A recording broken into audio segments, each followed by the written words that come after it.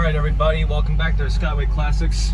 We're now going to take a test drive in our 1969 Chevy Camaro 350 small block. If you're looking for a plain Jane driver, this is definitely the car for you. This thing has factory air, nice bucket seats. Everything about this is mean. You got the factory gas gauge and speedometer here. The carpet, even the headliner. I've never seen this good material before on a car. I'm going to test out the brakes for you. Slows right down, no issues. Even when I'm shifting through the gears, you don't hear a major clunk nor bang in each gear.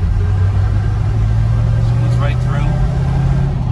I mean, literally, if you want a car that's nice and for a good price, this is the one for you. Now we're going to turn this around, get her back on the lift. Make sure to check our channel out.